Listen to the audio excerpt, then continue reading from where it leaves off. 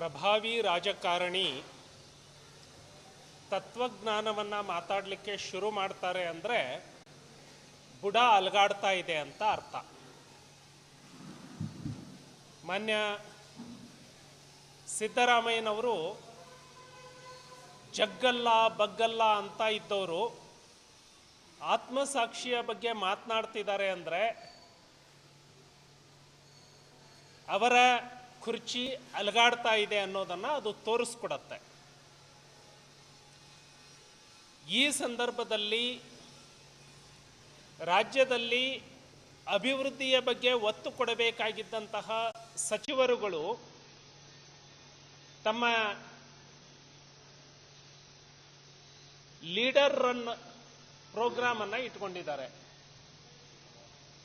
ಸತೀಶ್ ಜಾರಕಿಹೊಳಿ ಅವರು ಮಲ್ಲಿಕಾರ್ಜುನ ಖರ್ಗೆ ಅವರನ್ನ ಭೇಟಿಯಾಗಿ ಬರುವಂಥದ್ದು,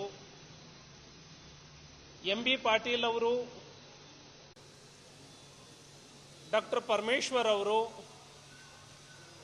ಎಚ್.ಸಿ. ಮಹದೇವಪ್ಪನವರು ಕುರ್ಚಿಗಳ ಮೇಲೆ ಟವಲ್ ಹಾಕೋದಕ್ಕೆ ಪ್ರಯತ್ನ ಮಾಡ್ತಾ ಇರುವಂಥದ್ದು, ಇವೆಲ್ಲವೂ ಕೂಡ ಕಾಂಗ್ರೆಸ್ನಲ್ಲಿ ಯಾವ ಕ್ಷಣದಲ್ಲಿ ಬೇಕಾದರೂ ಯಾವ ಬದಲಾವಣೆ ಬೇಕಾದರೂ ಆಗಬಹುದು ಅನ್ನುವಂತಹ ಸೂಚನೆಯನ್ನು ಕೊಡ್ತಾ ಇದ್ದಾವೆ.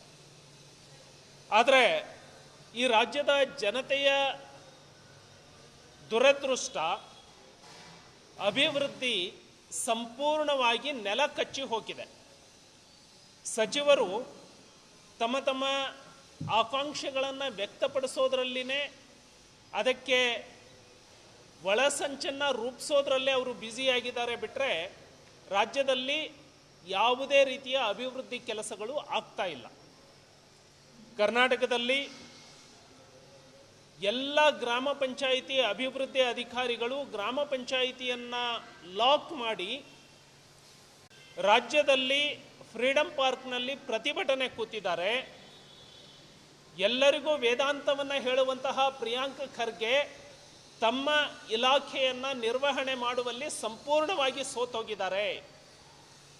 ಪ್ರಿಯಾಂಕ್ ಖರ್ಗೆ ಅವರೇ, ಗ್ರಾಮ ಪಂಚಾಯಿತಿಗಳು ಲಾಕ್ ಮಾಡಿ ಗ್ರಾಮ ಪಂಚಾಯಿತಿಗಳನ್ನು ಲಾಕ್ ಮಾಡಿ ಫ್ರೀಡಂ ಪಾರ್ಕ್ನಲ್ಲಿ ಅಧಿಕಾರಿಗಳು ಧರಣಿ ಮಾಡುವ ಮಟ್ಟಕ್ಕೆ ನೀವು ಇಲಾಖೆಯ ಒಳಗೆ ಅರಾಜಕತೆಯನ್ನು ಸೃಷ್ಟಿ ಮಾಡಿದ್ದೀರಿ. ಪಂಚಾಯಿತಿ ನೌಕರರು ಏನೋ ಧರಣಿಯನ್ನು ಕೂತಿದ್ದಾರೆ, ಅವರ ಬೇಡಿಕೆ ವೈಜ್ಞಾನಿಕವಾಗಿದೆ, ಅವರ ಬೇಡಿಕೆ ಸರಿಯಾಗಿದೆ. ಅವರ ಜೊತೆಗೆ ತಾವು ತಕ್ಷಣಕ್ಕೆ ಸ್ಪಂದನೆ ಮಾಡಬೇಕು, ಅವರ ಬೇಡಿಕೆಯನ್ನು ಈಡೇರಿಸಬೇಕು ಅಂತ ಹೇಳಿ ಭಾರತೀಯ ಜನತಾ ಪಕ್ಷ ಆಗ್ರಹ ಮಾಡುತ್ತೆ. ಪ್ರಿಯಾಂಕ್ ಖರ್ಗೆಗೆ ದೊಡ್ಡ ದೊಡ್ಡ ನಾಯಕರ ಮೇಲೆ ಕಾಮೆಂಟ್ ಮಾಡೋದು ಬಿಟ್ಟರೆ ತಮ್ಮ ಇಲಾಖೆಯನ್ನು ಯಾವ ರೀತಿ ನಿರ್ವಹಣೆ ಮಾಡಬೇಕು ಅನ್ನೋದು ಅವರಿಗೆ ಅರ್ಥ ಆಗ್ತಾ ಇಲ್ಲ. ಇನ್ನು ಶಿಕ್ಷಕರಿಗೆ ವೇತನ 3 ತಿಂಗಳಿಂದ ಬಂದಿಲ್ಲ, ಅಂಗನವಾಡಿ ಅಧಿಕಾರಿಗಳಿಗೆ ವೇತನ ಬಂದಿಲ್ಲ,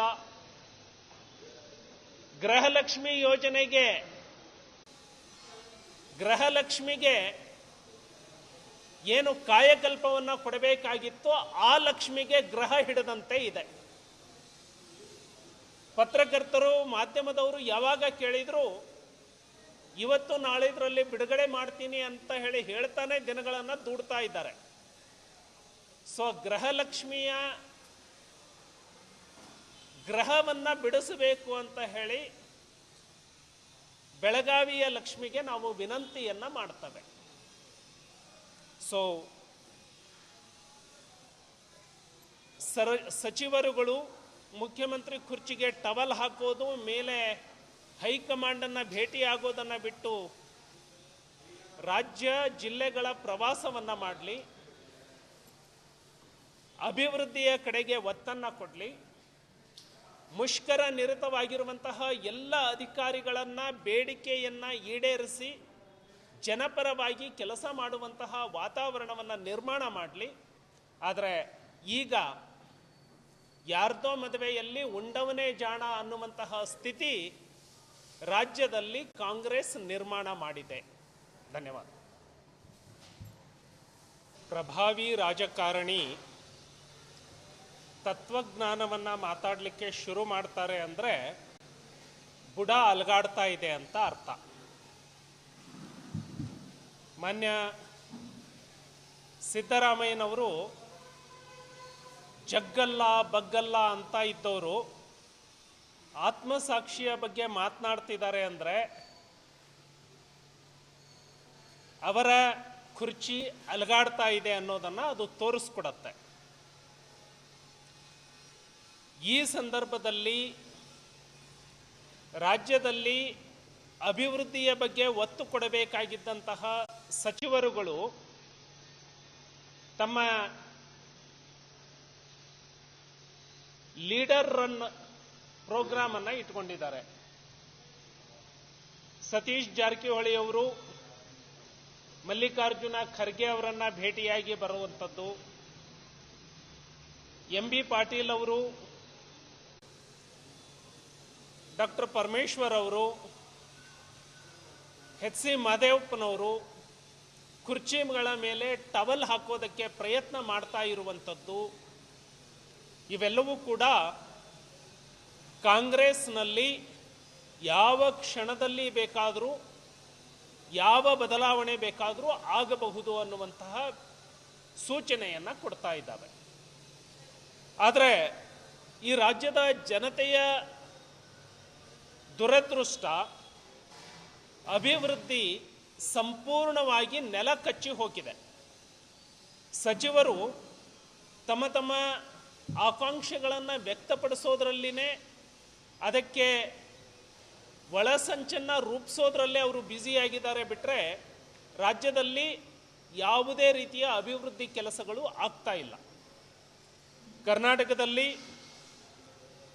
ಎಲ್ಲ ಗ್ರಾಮ ಪಂಚಾಯಿತಿ ಅಭಿವೃದ್ಧಿ ಅಧಿಕಾರಿಗಳು ಗ್ರಾಮ ಪಂಚಾಯಿತಿಯನ್ನು ಲಾಕ್ ಮಾಡಿ ರಾಜ್ಯದಲ್ಲಿ ಫ್ರೀಡಂ ಪಾರ್ಕ್ನಲ್ಲಿ ಪ್ರತಿಭಟನೆ ಕೂತಿದ್ದಾರೆ.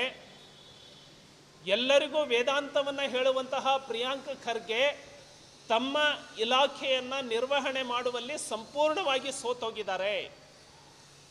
ಪ್ರಿಯಾಂಕ್ ಖರ್ಗೆ ಅವರೇ, ಗ್ರಾಮ ಪಂಚಾಯಿತಿಗಳು ಗ್ರಾಮ ಪಂಚಾಯಿತಿಗಳನ್ನು ಲಾಕ್ ಮಾಡಿ ಫ್ರೀಡಂ ಪಾರ್ಕ್ನಲ್ಲಿ ಅಧಿಕಾರಿಗಳು ಧರಣಿ ಮಾಡುವ ಮಟ್ಟಕ್ಕೆ ನೀವು ಇಲಾಖೆಯ ಒಳಗೆ ಅರಾಜಕತೆಯನ್ನು ಸೃಷ್ಟಿ ಮಾಡಿದ್ದೀರಿ.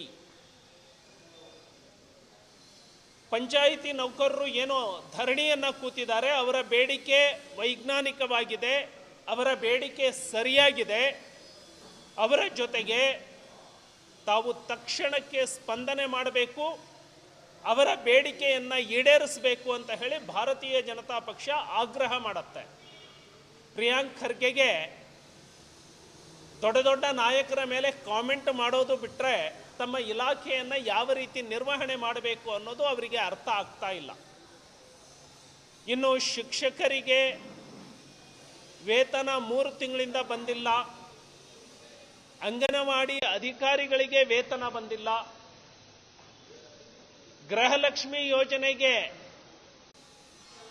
ಗೃಹಲಕ್ಷ್ಮಿಗೆ ಏನು ಕಾಯಕಲ್ಪವನ್ನು ಕೊಡಬೇಕಾಗಿತ್ತೋ ಆ ಲಕ್ಷ್ಮಿಗೆ ಗ್ರಹ ಹಿಡದಂತೆ ಇದೆ. ಪತ್ರಕರ್ತರು, ಮಾಧ್ಯಮದವರು ಯಾವಾಗ ಕೇಳಿದ್ರು ಇವತ್ತು ನಾಳಿದ್ರಲ್ಲಿ ಬಿಡುಗಡೆ ಮಾಡ್ತೀನಿ ಅಂತ ಹೇಳ್ತಾನೆ ದಿನಗಳನ್ನು ದೂಡ್ತಾ ಇದ್ದಾರೆ. ಸೊ ಗೃಹಲಕ್ಷ್ಮಿಯ ಗ್ರಹವನ್ನು ಬಿಡಿಸಬೇಕು ಅಂತ ಹೇಳಿ ಬೆಳಗಾವಿಯ ಲಕ್ಷ್ಮಿಗೆ ನಾವು ವಿನಂತಿಯನ್ನು ಮಾಡ್ತೇವೆ. ಸೊ